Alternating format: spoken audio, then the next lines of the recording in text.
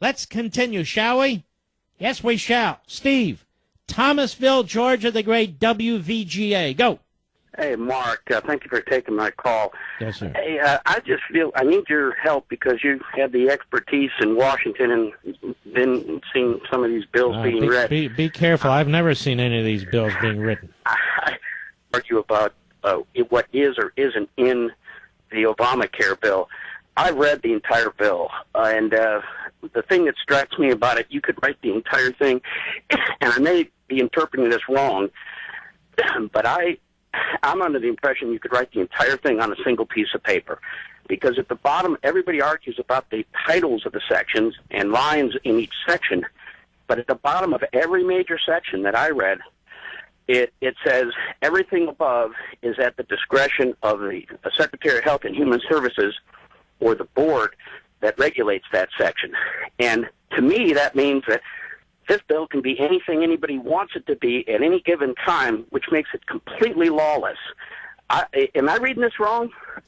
Well, I don't know, because it's completely lawless, and I don't know what's lawful or lawless anymore. But the fact is, that's exactly what they're doing, isn't it?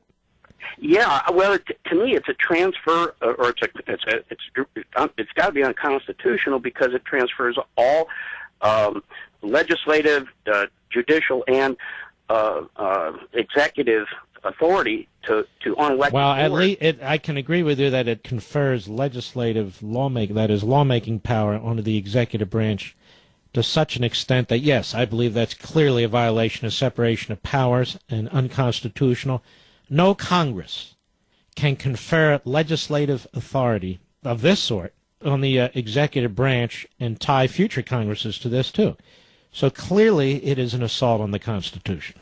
And that's the part that just kills me, is that when they argue about what it does or doesn't do, it's whatever the administration dreams up on any given day.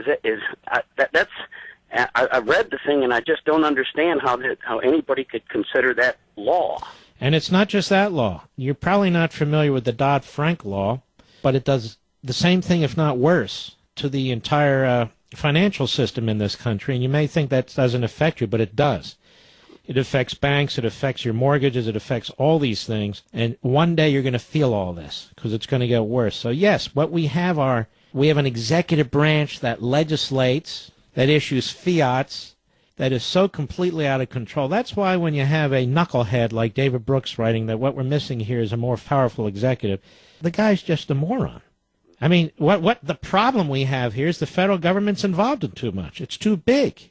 And so you let individuals make some of these decisions. You let communities make some of these decisions. Private organizations make some of these decisions. Local and state governments make some of these decisions.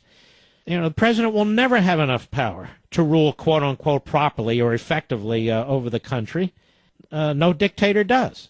I mean, in the worst of aggressive regimes. So, I mean, it's thank you for your call, my friend. It's just an abomination, this whole damn thing. It's why I wrote the book, The Liberty Amendments.